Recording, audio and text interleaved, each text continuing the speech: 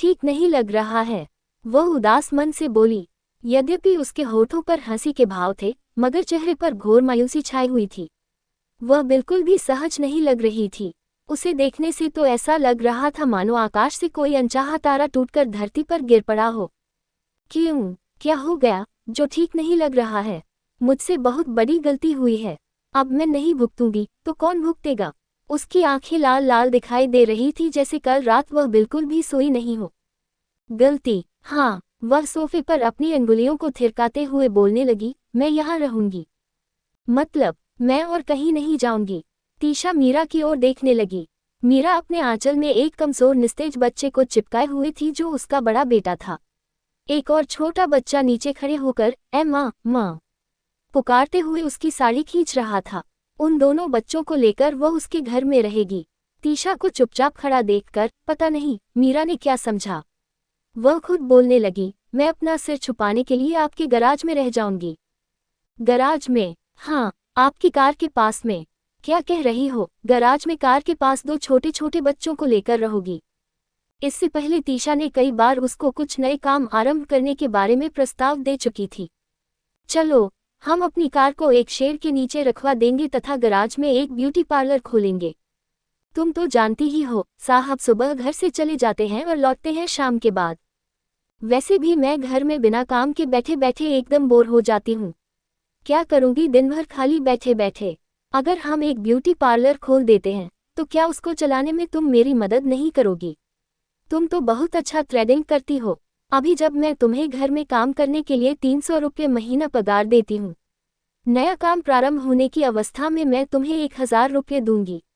अभी से स्पष्ट कह देती हूँ, अगर पार्लर अच्छा चलेगा तो और ज्यादा पैसे दूंगी। 300 रुपये से बढ़कर 1000 रुपये पाने की आशा में मीरा की आंखें चमक उठी थी। वह दुगने उत्साह के साथ बोली, आप मुझे तरह तरह की डिजाइन वाले बाल काटना और अच्छे ढंग से सिखा देना। अवश्य, ये काम तुम अच्छे ढंग से कर सकती हो। तीशा बोली, उस बार जब तुमने मेरे सटीक कट बाल काटे थे, क्लब में किसी को भी विश्वास ही हो पाया था कि तुम्हारे अदक्ष हाथों में इतनी दक्ष कला है। ऐसे ही बैठे बैठे तीशा और मीरा हवाई किले बनाती थीं और कुछ समय बाद हकीकत की दुनिया में लौट आती थीं। फिर से अनमने भाव से अपने अपने संसार के सुख दुख में गोते लगाने लगती थीं। गराज पार्लर में और नहीं बदलता था। गराज को पार्लर में बदलने के अनुमानित खर्चे के विस्तृत विवरण वाली छोटी कॉपी ऐसे पड़े पड़े ही एक दिन रद्दी की टोकरी में खो जाती थी, जिसमें लिखा हुआ होता था मशीनों तथा उनकी एक्सेसरीज, फर्नीचर, कड़ी, कैंची आदि सामानों का खर्च। थोड़े ही दिनों के बाद तीशा पूर्ववत मालकिन की तो मीरा नौकरानी की भूमिका में आ जाती थी। फिर से तीशा मीरा की छोटी छोटी गलतियां ढूंढकर डांटना शुरू कर देती थी। कुछ ही दिन बीते होंगे, तीशा फिर से कहने लगी, मीरा, जानती हो, आजकल तो गली गली में पार्लर खुल गए हैं। ब्यूटिशियन लड़कियां घर घर सर्व्स गर्ल की भांति जाकर पेडिक्योर, मैनिक्योर, फेशियल आदि करती हैं। पार्लर खोलने से कोई खास फायदा नहीं है, कड़ी प्रतिस्पर्धा का भी सामना करना पड़ेगा। अच्छा होगा हम एक हेल्थ क्लब खोलें। ऐसे भी आजकल की औरतों में तो दुबली पतली दिखने का फैशन चल रहा है। देखना, कॉलोनी के अंदर हेल्थ क्लब खोलने से बहुत भीड़ लगेगी। ये औरतें कहीं और नहीं जा पाती हैं। यहाँ हेल्थ क्लब खुलने से जब उनको फुर्सत मिलेगी आ सकेगी। हम लोगों को करना भी क्या है, सिर्फ कसरत करने के कुछ उपकरण व अन्य सामान लाकर रख देने से अपना काम हो जाएगा। ज्यादा से ज्यादा टकिश टॉवल और साबुन भी रख देंगे। उससे ज्यादा बगीचे में जो नल लगा हुआ है उसके पास एक छोटा सा बाथरूम बना देंगे। नहाने की भी सुविधा हो जाएगी। बाकी और क्या रह जाएगा बता तो? हाँ, हाथ धोने के लिए एक बेसिन जरूर लगाना पड़ेगा, पर उसमें कोई ज्यादा खर्च नहीं आएगा। हम एक काम करेंगे, सभी सदस्यों से हर महीने शुल्क के तौर पर कुछ न कुछ रुपए लेंगे। तुम्हारा काम क्या है जानती हो? केवल गराज की साफ सफाई का ध्यान रखना। तुम्हारे ऊपर काम का और ज्यादा बोझ भी नहीं डालूंगी, अब तो राजी। मीरा हंसकर बोली थी, मैं क्या करूंगी, मुझे नहीं पता ये सब चीजें क्या होती हैं। तुमने टीवी में नहीं देखा है? ऐसे बोल रही हो मानो कुछ भी मालूम नहीं हो। इतनी भोली मत बनो, चिढ़ गई थी तीशा। फिर एक दिन टीवी प्रोग्राम में उसको हेल्थ क्लब में प्रयुक्त होने वाले उपकरणों को दिखलाया। जानती हो मीरा, अगर हम भाप स्नान तथा मालिश की भी व्यवस्था कर दें तो सोने पर सुहागा। ये सब क्या होता है? कुछ भी नहीं, बहुत छोटी सी चीजें हैं। किसी भाप स्नान के इच्छुक व्यक्ति के शरीर पर तेल और क्रीम की मालिश करके बाथरूम में कंबल ओढ़ाकर बैठा दीजिए। फिर एक पाइप से बाथरूम में भाप छोड़िए। बस अपने आप ही उनकी चमड़ी साफ हो जाएगी और उनका शरीर सुंदर व स्वस्थ दिखने लगेगा। मालिश और आदमियों की ना बाबा ना, धत, आदमियों की नहीं, सिर्फ औरतों की। इस काम के लिए तुमको कुछ अतिरिक्त रुपए पैसे भी दूंगी, चिंता मत करो। इस बार भी गराज हेल्थ क्लब में नहीं बदला। इस उम्र में मीरा का मन बहुत चंचल था। मीरा बहुत बेचैन रहती थी। आजकल वह ठीक ढंग से काम नहीं कर पा रही थी, इसलिए तीशा उसको डांटती थी। ऐसा लग रहा था मानो मीरा के दो पंख निकल आए हो। जैसे ही उसको किसी का साथ मिलेगा वह फुर से उड़ जाएगी। एक दिन तीशा बोली, देख मीरा, अब तुम्हारे शादी ब्याह का समय आ गया है। आज नहीं तो कल शादी होगी ही होगी। कुछ रुपए पैसों की बचत क्यों नहीं करती हो? कुछ पैसे अपने हाथ में रखो। कल जब अचानक जरूरत पड़ जाएगी तो तुम क्या करोगी? हाथ में पैसे होंगे तो अपनी शादी के लिए तुम थोड़ा बहुत सोना चांदी के जेवर भी खरीद सकती हो। तुम्हारे माँ बाप तो ये चीजें देने में सक्षम नहीं हैं।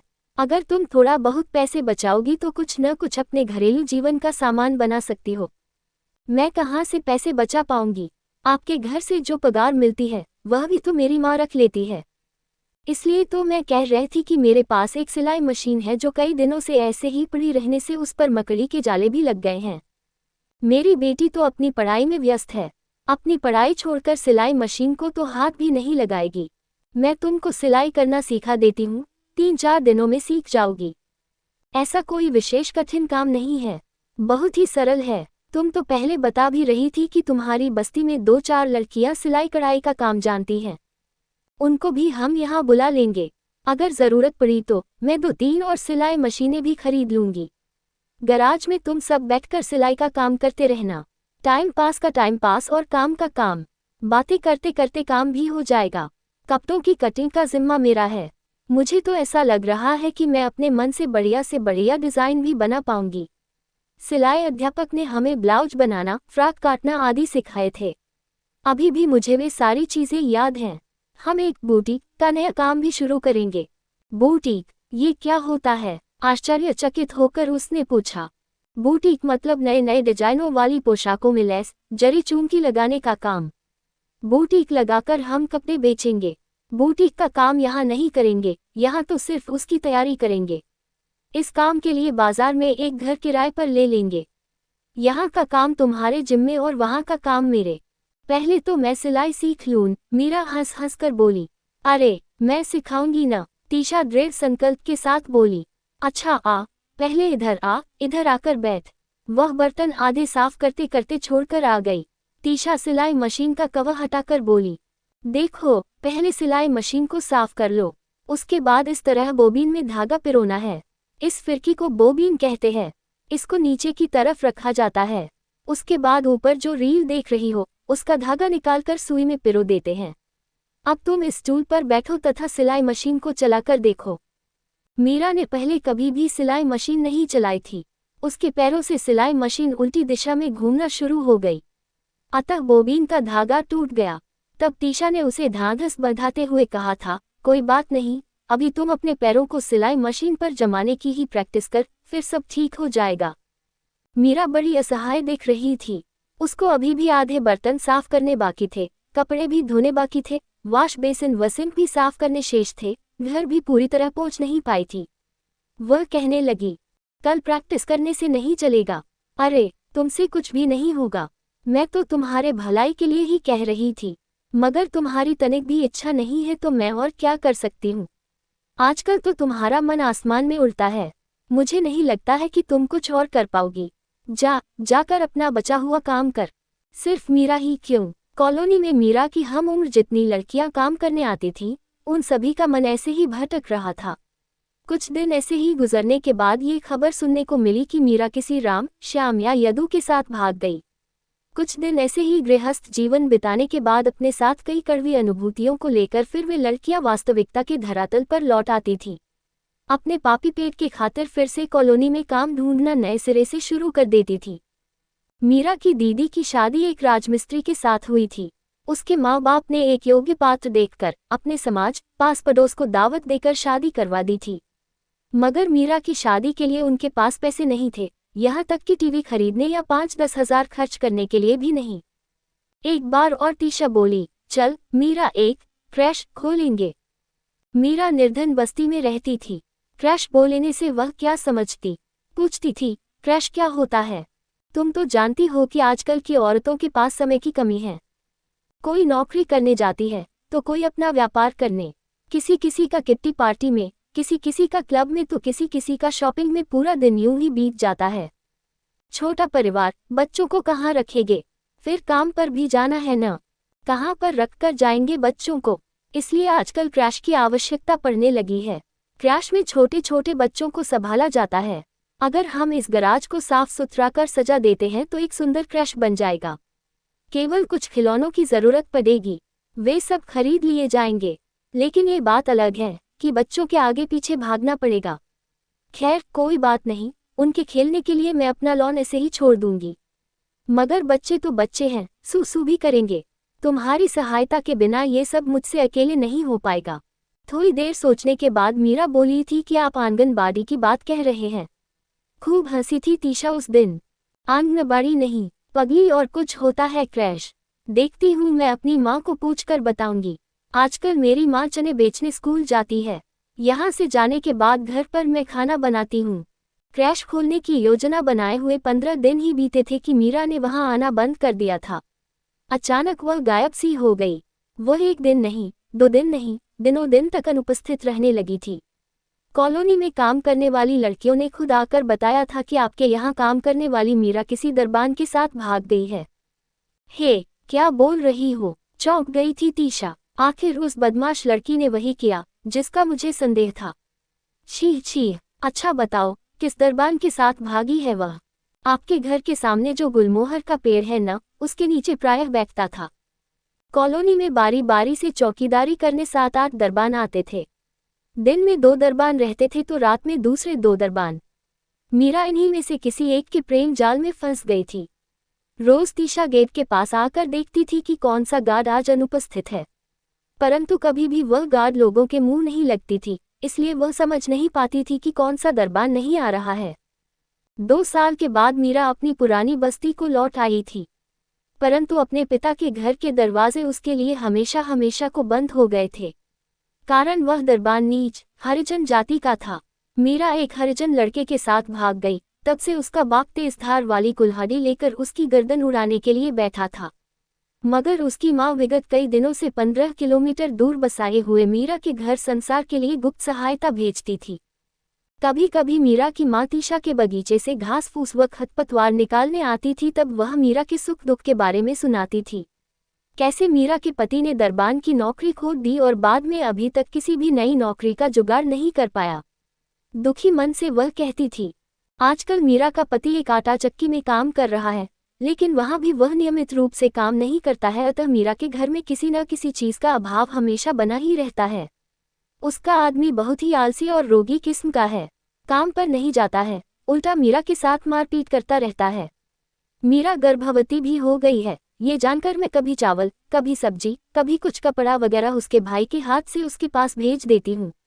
मगर कितने दिनों तक ये सब चलेगा? एक दिन मीरा की माँ तीशा के घर काम करने आई। तीशा ने उससे पूछा, और मीरा के क्या हाल चाल है? एक बच्चा गोद में तो एक बच्चा पेट में।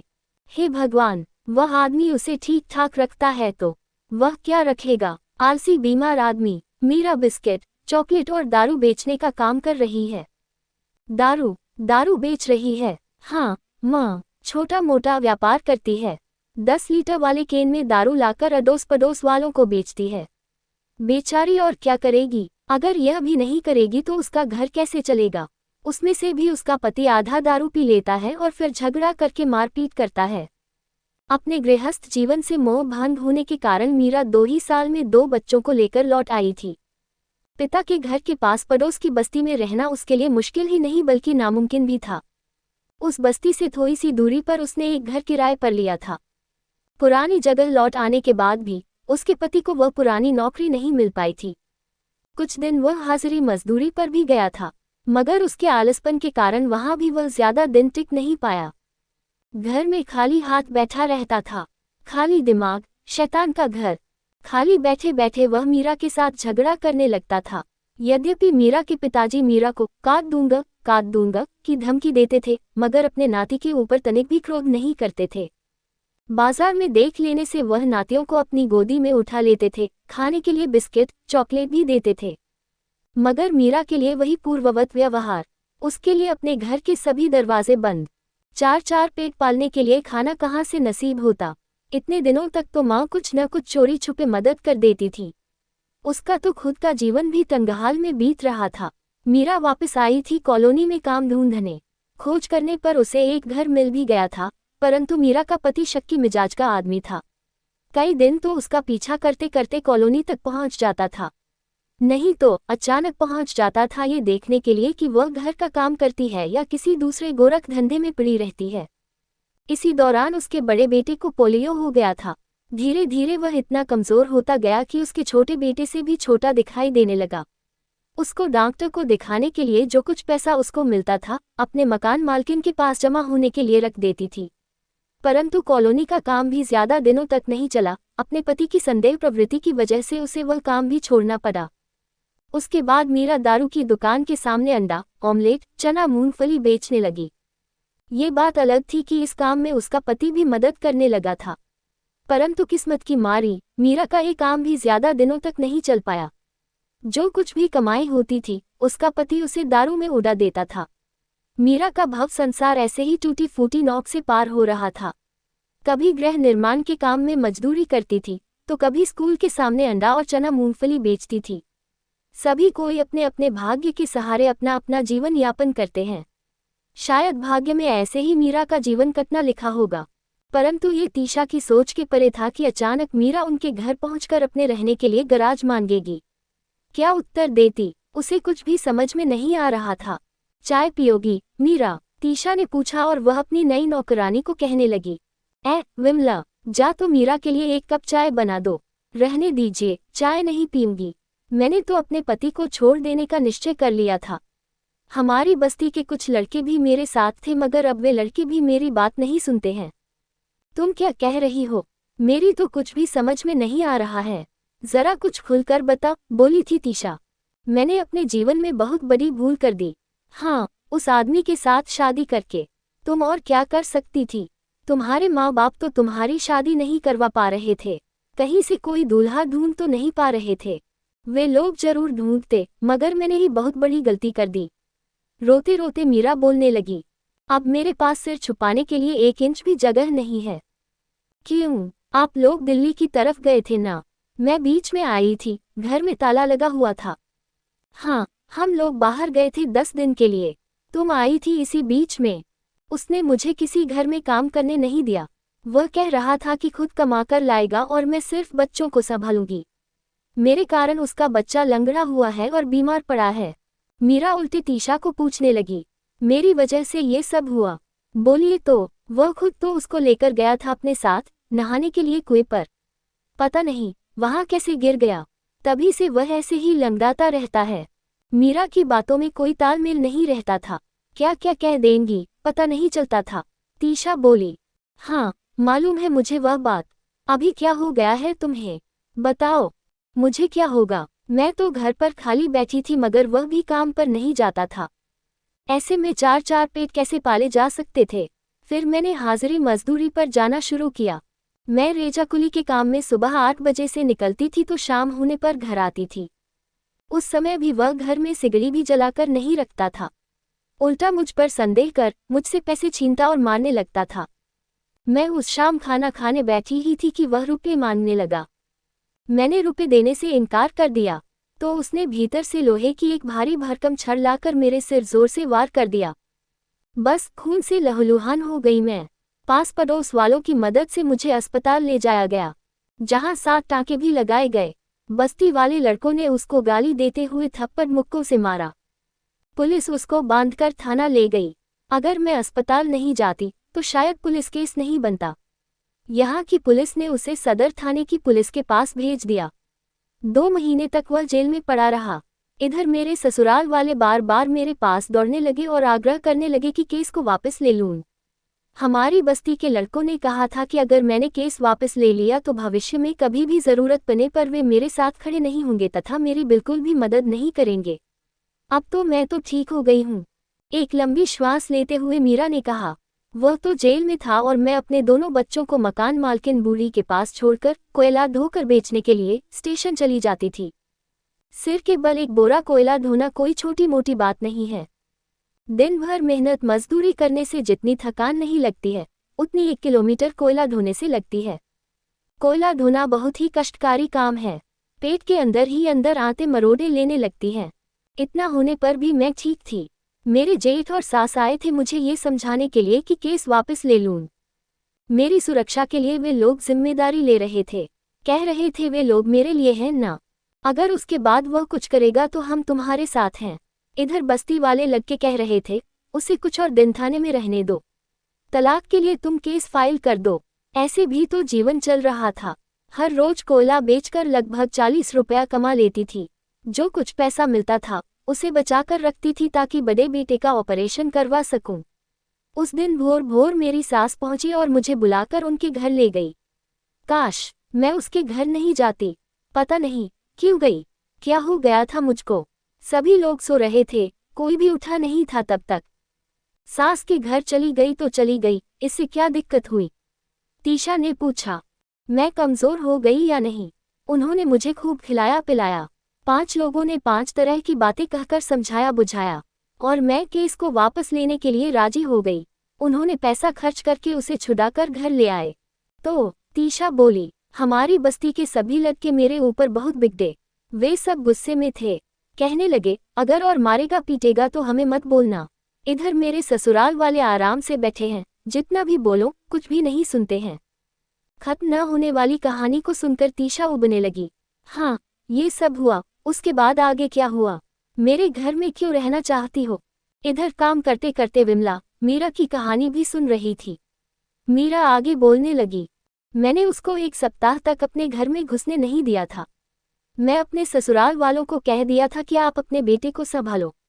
वैसे उसने भी घर आना बंद कर दिया था, मगर उस आधी रात को पता नहीं किसने मेरा दरवाज़ा जोर जोर से खटखटाया। मुझे डर लगने लगा था। मैंने मकान मालकिन बूढ़ी को आवाज़ दी। हमने दरवाज़ा खोलने के बाद देखा तो बाहर कोई नहीं था। उसके बाद और क्या कहूँ। बूढ़ी ने सुबह मुझे अपना घर खाली करने के लिए कहा।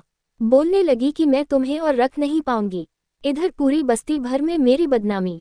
सब धिक्कारने लगे कि मैं एक अच्छी औरत नहीं हूँ, मैं भ्रष्ट पतित हूँ। अब कोई मुझे घर देने के लिए भी राजी नहीं होता है। अभी तक क्या तेरे बाप का गुस्सा शांत नहीं हुआ? तीशा ने दुखी स्वर में पूछा। वे तो मुझे देखते ही रास्ते से ही मुड़कर चले जाते हैं। और ससुराल वाले, वे लोग मुझे अपने साथ नहीं रखेंगे। मेरे उनके घर जाने से उनकी जाति वाले लोग उन्हें परेशान करने लगेंगे। गराज, आज तक गराज को लेकर कितनी कल्पनाओं के बीज बोए थे तीशा ने। कितने सारे कामों में उपयोग किया जा सकता था गराज का, वह सोच रही थी। ये बात मीरा भी जानती थी। बेचारी कितनी आशाओं को संजोए वह दौड़ दौड़कर आई थी इसी उम्मीद के साथ कि छत ढकने के लिए यहाँ एक छत जरूर मिल जाएगी। क्या जवाब देती वह मीरा को? तीशा तो ऐसे चुप थी मानो उसे कोई सांप सूंघ लिया हो।